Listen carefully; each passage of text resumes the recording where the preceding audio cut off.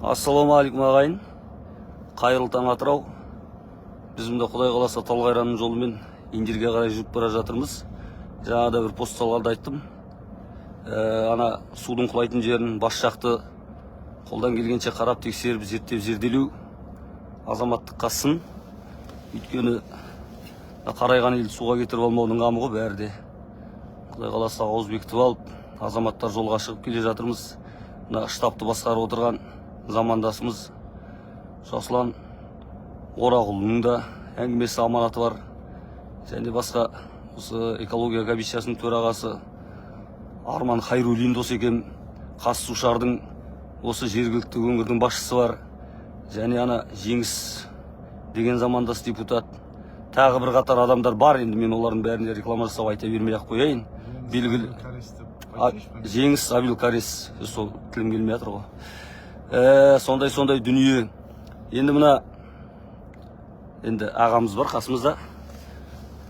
Аға, осы алдында бір сөзіңізде мен сізге сұрақ қойып отырайын, сол қысқартып. Бір жағынан бір жағынан мына ойды білгім келеді. Және кейбір азаматтардың сұрақтары да бар да. Екідайлау сұрақ қояды, дүдәмбәл сұрақ қояды. Неге? Басында 300 келгенде сіз қуандыңыз. 300 келгенде қуандым. Иә. Мен күнде қарап отырамын, мына Ираклиевский деген 2 жыл почти ана су келмей тұрғанда қашан келеді деген ой ғой. Сосын набережный жүргенде суға жасаймын да, Алла тағала су берші Атырауға. Біреу сенеді, біреу сенбейді, кешірсін енді. Сосын 90 киловатр деп бірінші өткенде Мартқанның аяғында шыққан кезде, мынау жақсы екен деп. 390 келгенде, 1000 келгенде қуандым ба. Уже 1800 келгенде что-то не то. Қазір енді 2400 деп отсам, мен реально қорқыныш бар да. 2400 текше кубометр ғой. 2400 текше метрді манағы бір күнге шығаратын болсаң, ол 200 миллион кубометр суткасына 2 миллиард 400 кубометр 10 күнде ауыл неше су ағады? Неше күн ағады? 10 күн аға ма, 15 күн аға ма, біз білмейміз ғой. Манағы әлі өздері жазып жатыр, әлі қар еріген жоқ деп. Қазір реально қорқыныш бар. Сосын мен алдынан былай өзіміз манағы есептеп жүреміз ғой. Әдетім сондай да. Бір нәрсені санап жүрген жақсы да. Қазір енді менің өзімнің бәрі мені айтып отқан менің өзімнің жеке ойым. Мен ойымды айтуға правам бар ғой. Әлбетте. Ертең барып алып мені мына өзімнің сөзімді өзіме қарсы қолдану жоқ, отырғызамыз, сен паника сейт етіп жатсың деп ондайда да болады. Біздің мемлекеттігінде өздерің білесіңдер, сондай қорқынышым да бар менің. Бірақ енді реально опасность деп өзім есептегеннен кейін, кешегі ғана ағайдың сөзін естідім еще. Кім Сабуров? Мен сол сөзіне принципе қосыламын. Кейбір мана нелерімен. Біздегі мана не бойынша енді штабта отырған жігіттер, жас жігіттер ғой білген. Солар ғой елді басқару керек қой, дұрыс қой, ол бәрі дейік. Мен жақсы қараймын ондай неге. Азамат жігіттер, мана опыт жоқ жолдардың бұл өліп қалды. Біздер де білмейміз өзімізді. Қара басымызды әрең алып жүрміз ғой. Бірақ енді өздің енді мен қасында жүрсіңдер ғой, көріп жүрсіңдер ғой, әңгіме естіп жүрсіңдер ғой. Математический мана немес. Кеше менің Каспийге суды қанша кетеді, математик қайда деп бақырғаным да сол. Біз неше кубометр Каспийге суды жіберіп жатырмыз. Мен ол әлі сұрап жатырмын, сұрай беремін де. Ертеңгі судың ені 100 метр, допустим, мен қарап көрдім бар, су ағатын жерді. Биіктігі 5 метр болған кезде біз Каспийге неше кубометр су лақтырамыз. Мана бір жігіттің несін оқып едім, 3 километр сағатын аққан кезде математика санап көрді. Неше кубометр судан біз Каспийге аман есен жіберіп құтыламыз. Каспийдің басы бос қазір, таза, бәленбай не келген жоқ. Мана бракаштармен сөйлесіп көрдім, жігіттермен бәрі бос жатыр дейді. Келіп атқан судың санын біз біліп отырмыз, дұрыс па? 2400 бір күн. 10 күнде расчет жасасақ, Құдай сақтасын, бізді ертең тоқтап қалмайды менің ойымша ол. Тоқтап қалса жақсы, мен айтқаным келмесін. Құдай сақтасын. Біздерде еске алынбай отқан манағы бір фактор бар. бұл жердегі анандай жазып отқан, мен ол сойды ойдан шығарып отқан жоқпын. Ол бәрі открытый пресседен алынып отқан зат қой. Шынымен сондай болатын болса, прогноз бойынша 2-3 миллиард кубометр мана су келеді. Дұрыс па, дұрыс емес пе? Біздер қанша судың ан жақтан сағат неден кететінін білеміз. Каспийге қанша кететінін әлі білмейміз. Есебі шыққан жоқ әлі. Шыққан жоқ, математиктар не істеп жатқанын енді Арманға айқайлап отырмын Хайролдинге. Қуанып кетші, Хайролдинге айқайлап жатыр. Соны Қаптырақ айқайлау керек еді. Соны ол енді беретін шығар, әлі уақыт бар. Содан кейін енді есепте, кеше отырып есептедік да. Каспийдің Оралдан Атырауға дейін, тек қана Оралдан Атырауға дейін мен есептеп отырып есебім. Ішінде 700 миллион кубометр су тұрсын деп есептейік.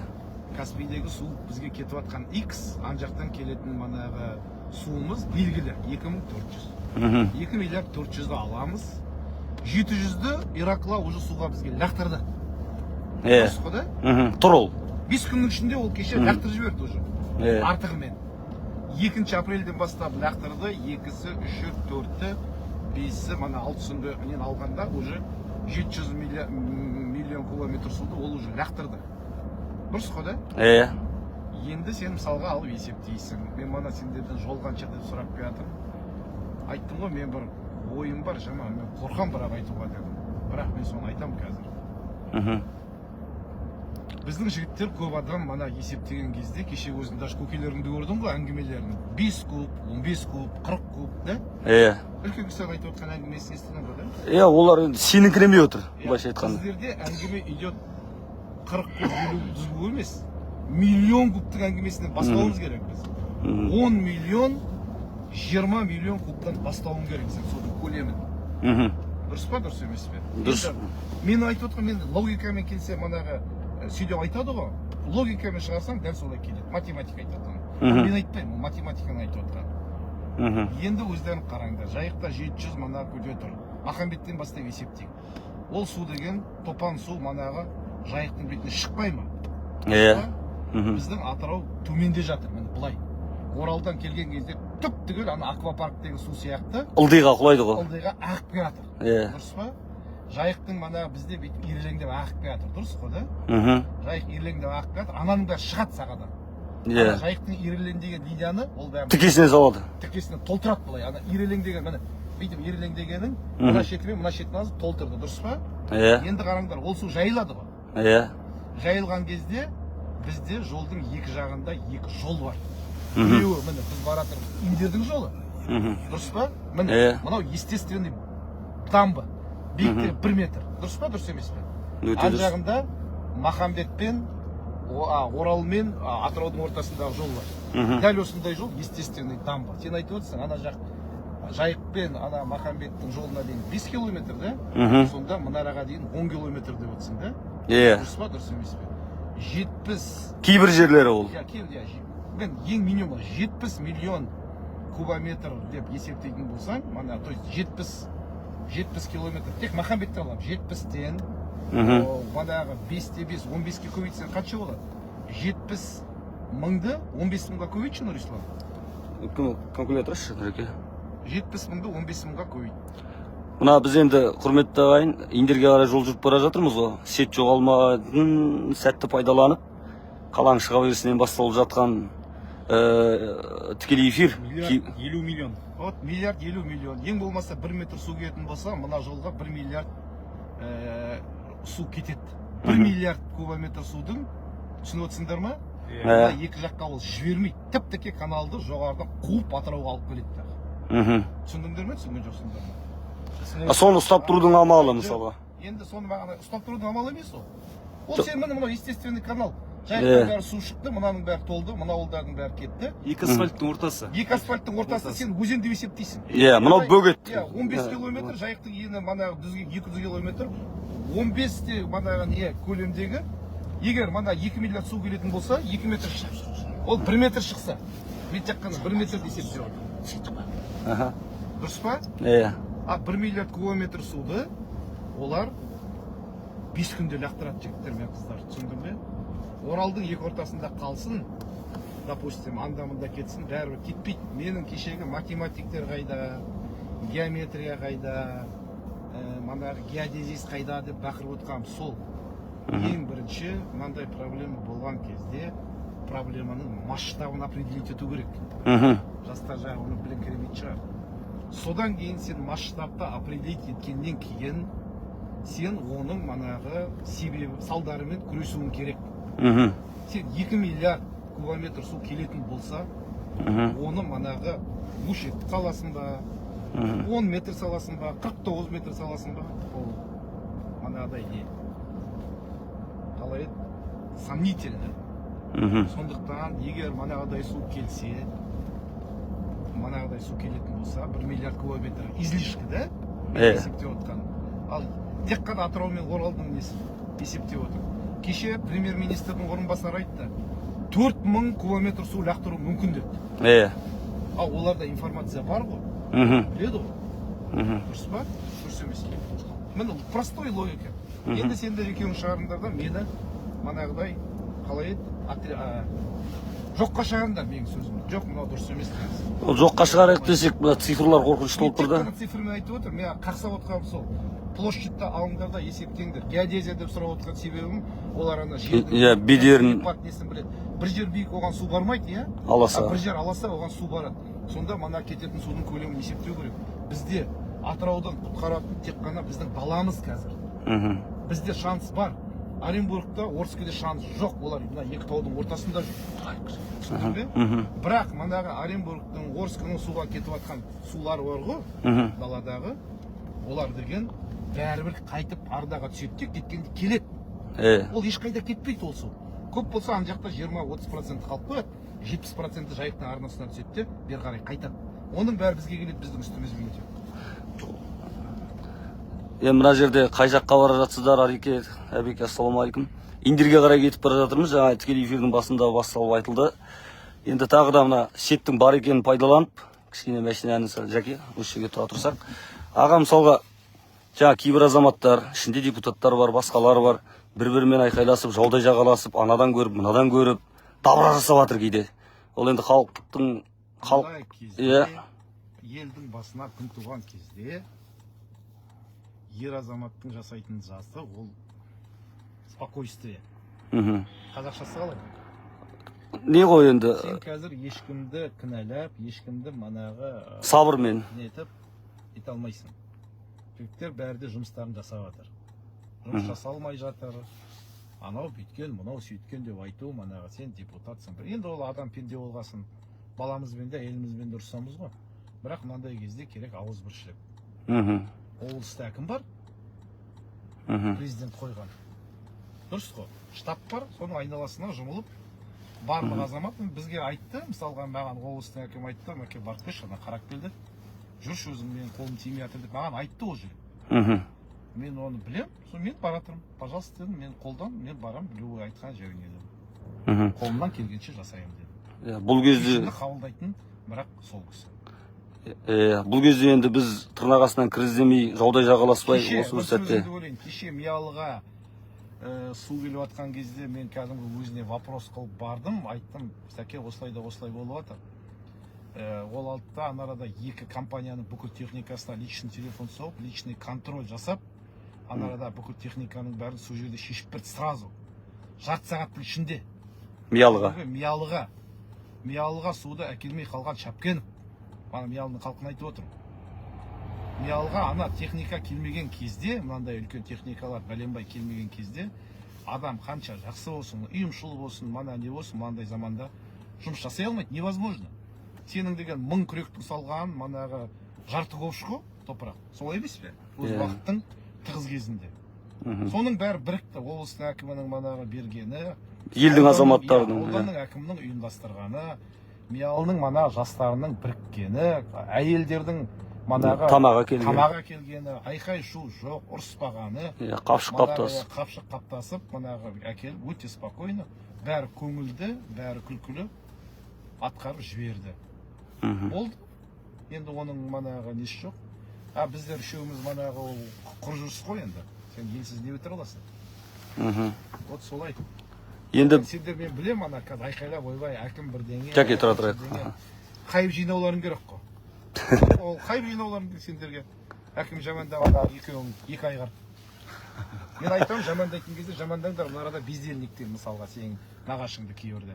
Кейбір жерде айтамын, я ол жерде оның кінәсі жоқ қой, ол естественный причина деймін. Болды. Солай.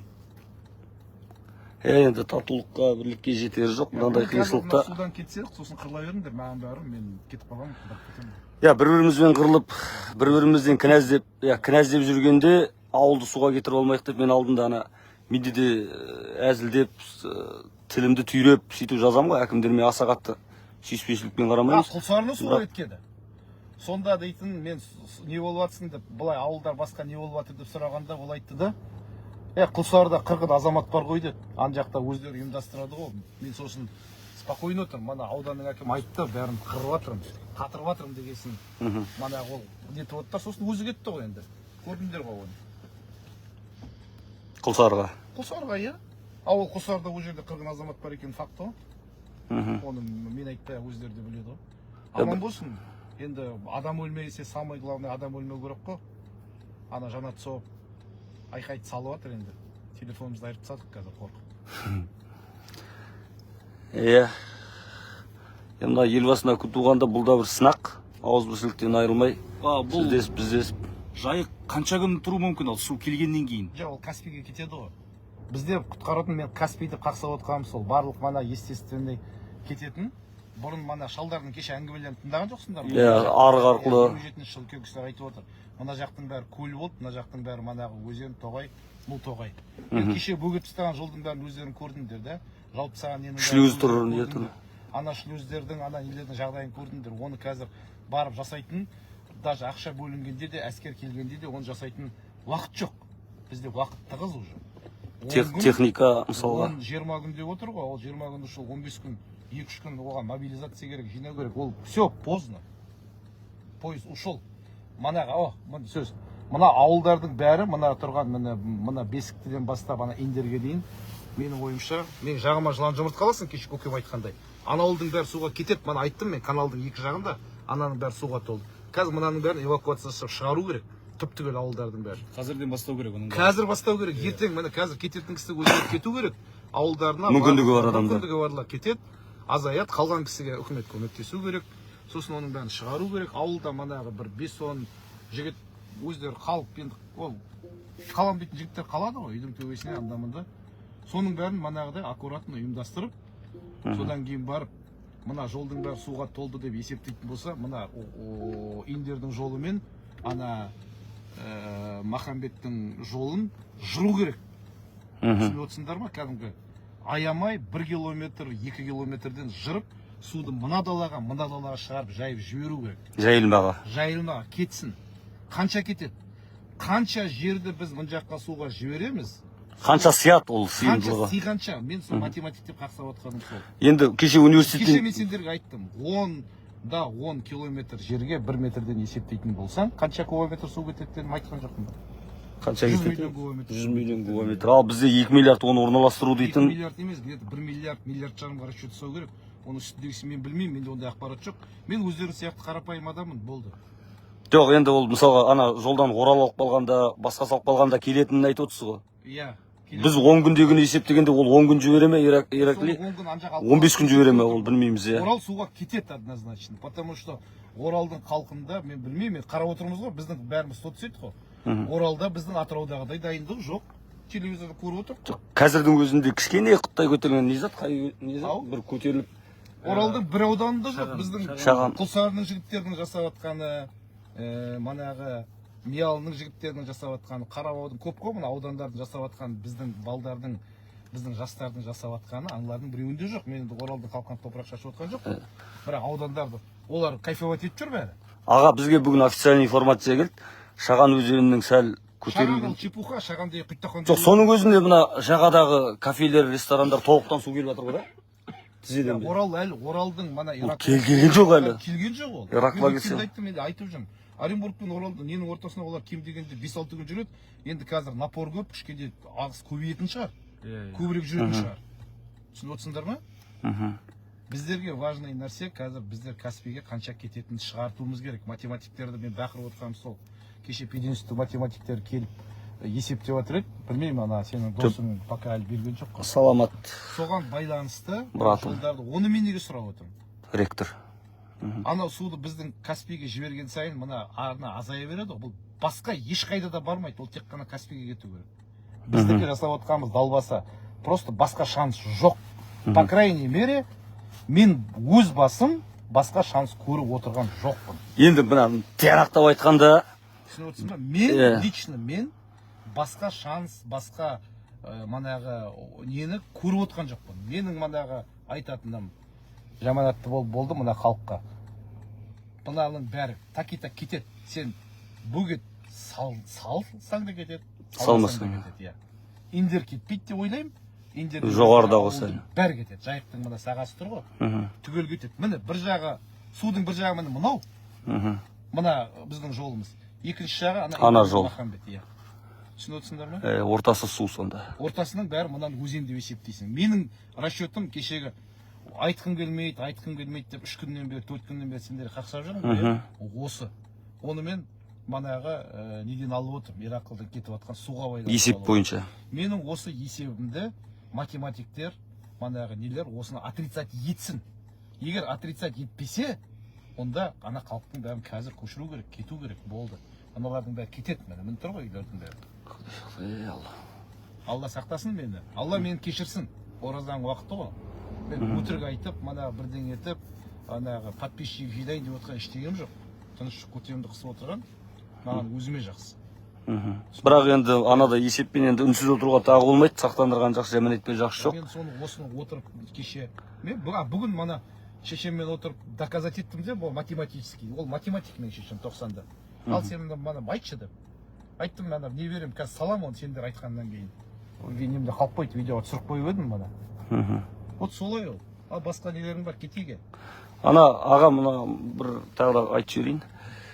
Мысалға енді бізде тек қана мына жайық қаланың ортасынан ағып барып ана Каспий құятын ауызға сеніп отыра бермей, ана жақтағы каналдарды кеңітіп, бүкіл каналдың бәрі по возможности ана жолдың бөгеп жатқандарды по возможности ашасыңдар. Ауылдардың бәрі қоршап отыр ғой мана. Бөгетпен. Кеше мана Махамбетке бардық та. Махамбеттің мана әкім азамат жігітекпен бүкіл көрсетті, бәрі қоршап жатырмын деп. Қайрат. Қайрат бәрін қоршап жатырмын деп айтты ғой, көрсетті ғой. Солар енді қалса манағы егер су бүйтіп жайылып кетсе, оларда қалатын үлкен шанс бар. Түсініп отырсың ба? Бөгеттің ұзындығына байланысты. Бірақ ана сағалар, мана нелер бәрі кетеді. Олар бүйтіп круг қылып, круговой кеше миял сияқты болу керек. Тоғандар толады ғой. Миял қоршап алды да, судың бәрі бүйтіп жіберді ғой қанат. Айдалаға жайып. Соны жасау керек. Мыналардың бәрі ашу керек. Мынаның бәрі естественный преграда. Жолдың бәрін ашып жіберсең, былай қарай кету керек. Былай қарай су. Мына жаққа қарай кету керек. Ана Аққыстау жаққа қарай суды жіберу керек. Қанша күн бізді Алла сақтап, мына кең байтақ. Сосын даже осындайда да көмектеседі де қазір. Сосын ана ауылға келген нені бүкіл Каспийге барлық немен жол салып беріп, ол реально жасауға болады. Жетектеп отырып, суды жетектеп апарып, Каспиймен табыстырып жіберуіміз керек қой. Мөшекпен оны сен қорғай алмайсың. Мөшек ол керек. Мөшекпен керек емес деп лақтырып тастауға болмайды. Ол потому что ол манағы жерде точный әрбір жерден сыздықтап кетеді ғой, сен сөйтіп тұрған сияқты. Сол жерлерге тастайсың оларды, мешоктарды. Ыза кетеді ғой, судың ызасы.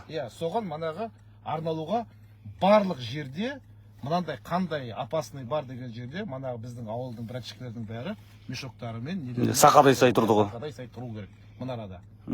Кешегі манағы жігіттер сияқты барлық жерде бүкіл жолды оны бөліп көру керек. Оны өздері ұйымдасып, спокойно ұйымдастырады. Тәртіпке бағынып. Мынандай айтатын жерде кетті бір нәрсе болсын, естерінде көп манағы әкімдер нелер айта алмайды, потому что өзің айттың да, заң бізде ЧС-тің көтерілді, адам өлу керек.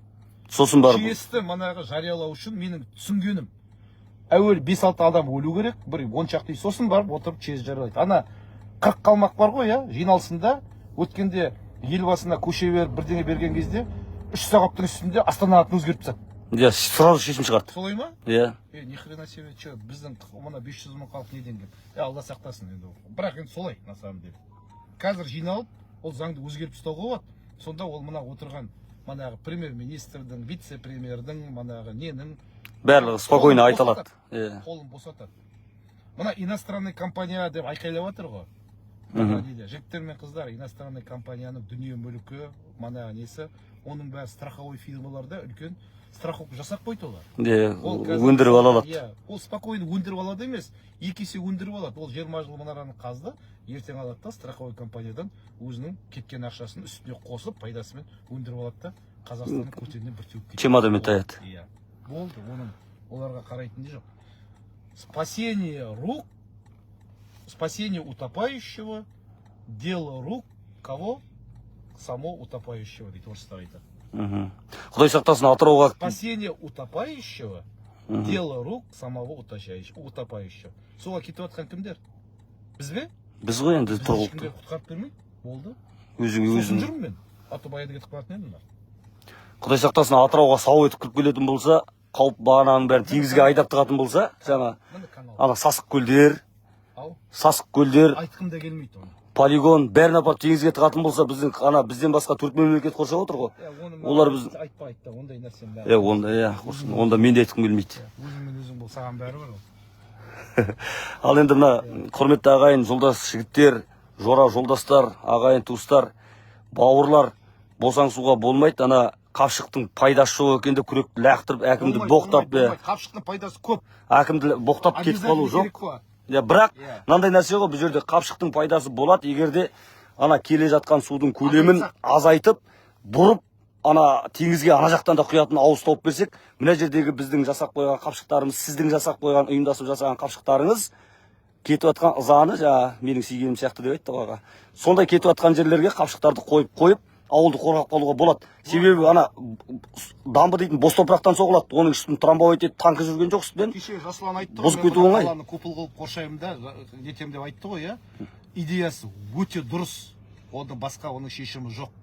Жасұлан айтты маған. Мынараны бүйтіп қоршаймыз, мына купол қыламын да, бүйтіп үстінен суды екі жағына жіберіп Каспийге кетеді деп. Оны айтып отқан өте дұрыс. 100% дұрыс. Просто ол кішкене технически жасауға қиындау. Олар енді сол жасап жатқан шығар, мен оны білмеймін. Мен өзім соображениемді айтып отырмын. Потому что мына жақта жігіттер жұмыс жасап жатыр, иә, суға олар дайындалып отыр ғой енді. Мен оны бар далақтап біреудің ішіне кіріспейік деп, біз өзіміз мына келетін суды, мына жасап жатқан жігіттердің еңбегін жеңілдетіп беруіміз керек. Біздің еңбегіміз сол. Мына сен біздің төртеуміздің баратқанда біз бар 10 мешок манағы не салғаннан, топырақ салғаннан, біздер манағы келетін хотя бы 500 миллион или 600 миллион кубометр суды алып кетуіміз керек өзімізбен бірге. Сол кезде ол жігіттер миллион мушектің орнына 200 мушек салады. Приблизительно. Сол несі, философиясы. Енді оны көз қарақты адамдар, саналы жігіттер ойлап, қарап отырып түсінеді деп ойлаймын. Боста ауырудың қажеті жоқ. Ол ана мынаны жертваға жіберіп, мынаны бүйтіп жатыр екен деген ойды сақтасын, Алла сақтасын. Бұл жерде жол тауып шығудың, тығырықтан шығудың амалы. Бұл менің ойым, Арман. Мен ешкімге оны навязывать етіп атқан жоқпын. Мен дұрыс деп айтып атқан жоқпын. Мен сол үшін сізге тікелей эфирмен келіп сұрап отырмын аға. 50-50. Сендерді мен көріп отырмын ғой, мысалға, көбі сенбей жүрсіңдер. Бұл менің өзім ойым. Оны манағы мені мысалға нететін математиктер, геологтар, ана ағай гидрогеологтар, сол кісілер, олар енді несі көп қой. Мен судың маманы емеспін ғой. Жоқ, ол Едіге ағаның шошығанынан бастап, сосын сіз басында спокойно жүріп, артынан жаңағы анда бару керек, мында бару керек деп бізге. 700 кубометр дегенде мен спокойно жүрдім, потому что ол сияды спокойно. А уже 1000 кубометр дегенде уже қорқа бастадым, 2000 дегенде мен реально қорқып отырмын. Түсініп отырсың ба? 2400 кетті дегенде мен реально көтен жым-жым, просто көрсетіп отқан жоқпын, болды. Сол ғой енді сондықтан сіз қорқасың. Қазір естіп отырса, жігіттер, Едіге аға қорқасың. Манағыдай көшеде жүріп, бұл шоу емес. Маған лайк басылмай қалды. Сен маған ананы бүйтіпсің, мына ондай айтатын әңгіме емес. Бұл жерде ер жігіттің, қыздың или жігіттің тек қана екі жолы бар. Біріншісі, чемоданыңды қазір аласың, уақыттарың бар. Документті жинап, бала шағыңды алып, кетесің. Кеттің, иә.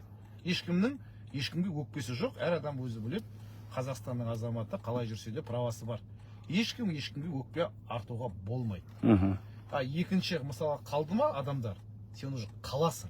Бүкіл жамандыққа дайын бол. Бірдеңе болса, кетесің. Кетпесең, қаласың. Кеше ғана миялын жігіттер сияқты. Қалды ғой қызғыштай қорып. Болды сол. Бәрімізде сол да. Шығып кетесің. Шығып кетпесең, шығып қалып қоясың. Кеше құлсарымға кетіп қалды. Олар азамат жігіттер ешкімнің манағы кем емес қой. Просто так получилось. мына ненің несі. Кеше бір топ белсенді азаматтар, блогерлер бізге шешім шығару үшін облыс әкімі өзінің орнын тастап, аудан аралап кетуі дұрыс емес, мұнда келіңіз деді. Енді келіп шақырып алғаннан кейін, бұл біреуге ұнайды, біреуге ұнамайды. Адам болғаннан кейін бір үйдің ішінде отырып, 7 адам бір-бірімізді ұнатпаймыз кейде. Дегенменен мына қиындықтан шығу үшін басшының айтқанына мойын ұсынып, сол ана жерден даурықпай, осы амал, осы нәрседен құтылуды ойлауымыз керек. Мен жаңада айттым ғой, мен қала әкімінде аса көп не қылмаймыз, бірақ шығу керекпіз. Мына ситуацияда аман есен барлық потерясы шығатын болсақ, онда облыс әкімі мен облыстың мана отырған басшылардың біреуін бұл арада жіберуге болмайды.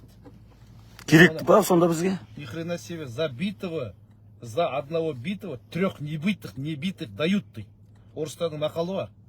Бір битыға 3 небиті. Бұлар уже ысылып шығады ғой, ысылып. Көкесін көріп, бастарына тиіп жасағаннан кейін, олар мынандай ошибканы екінші никогда қайталамайды да. Келесі. Кетті біреу да, сабақ болады. келген жақтан біреу да, қолы бүйтіп. Дұрыс па? Ол не істейді, келіп алады, өзің білесің ғой да. Егер мынадан егер шықпасақ, онда бәріміз қаламыз, онда бәрібір. Кім келе ме, кім кетеді, мен үшін похрен. Білгендерін қылсын. Мен өзім күнім жасаймын. Но каким-то образом абыроймен манағыдай азғантай жертвамен мана немен біз шығып кететін болсақ, ни в коем случае мына біреуін де жіберуге болмайды. Олардың бәрінде уже мынандай дым жоқ опыттан мынандай тәжірибе жинап шығады. Ысылып шығады. Конечно.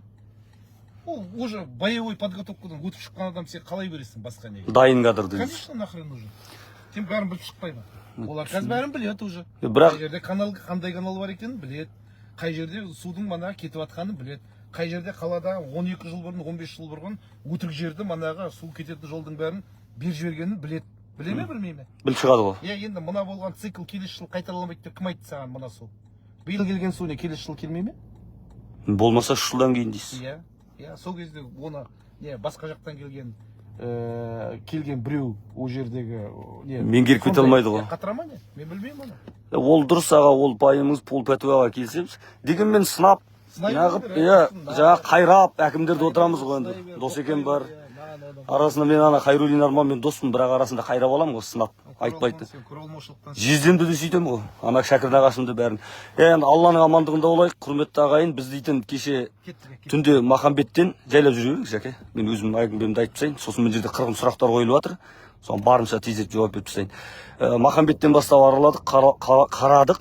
Сосын қаланың кейбір осалау деген жерлерін мен ана жерде кейде тұрғындарға да айтам, өзім Көктем микрорайоны, Ақсай, Ақжар, Талғайран жігіттер боқтап жатыр. Біреуі мақтап жатыр, біреуі боқтап жатыр. Ана кейбір қатындар енді дұрыс, олардың тірлігі сол ғой. Бикештер. Кейбір бикештер ішінде жеңгелерім болғасын айтып отырғанмын ғой. Жаңа группаларда жазып, мына жерде осындайда ұйымдастыратын Арман қайда дейді. Мен мына жақтан босамаймын, жүре алмаймын. Анда Қызылқоғадан келдік, Миялдан. Енді осындай шаруалармен біз облыстың, бұл тек 2 микрорайонға, 3 микрорайонға, 4 ауылға келіп жатқан проблема емес. Бүткіл облысқа, өңірге келіп жатқан мәселе болғаннан кейін, бәріміз қолдан келетін қылар әрекетімізді аянып қалмай, жанымызды салып жүруіміз керек деп, күндіз күлкі, түнде ұйқыдан мен айырылмағанмен, мұнда қасымдағы Нұрислам айырылып, сөйтіп шынайы жүр. Қолдан келгенше. Ал енді ағайын, босаңсуға болмайды. Мына жерде қай қала қауіпсіздеу қала деп ойлайсыз, немесе тағы басқа сұрақтар көптеген қойылып жатыр. Қазір мен оның бәріне жауап беріп отыратын болсам, сет жоқ алады. Везде лучше, где нас нет. Сет жоқ жерде бет жоқ деп, мен сіздерге жауап бере алмай қалармын. Мен оны комментарияда жауап беріп отырамын. Алла бұйыртса, біз Махамбеттің каналдарын бәрін айналып шықтық қой. Енді Құдай қаласа, мына аудандық әкімдіктегі азаматтармен, сол жақтағы елдің азаматтарымен ақылдасып, іс қылмаққа оларға хабар жібердік.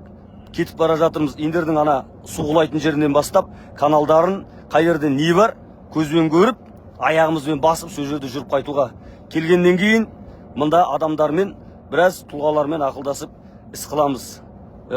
Жұмыла көтерсе жүк жеңілдеп, қиындықтан арбаны сындырмай, өгіз өлтірмей аман есен шығып кетейік, қалған көре жатармыз. Ал енді тағы да қайырлы таң, Алланың амандығында болайық, ағайын.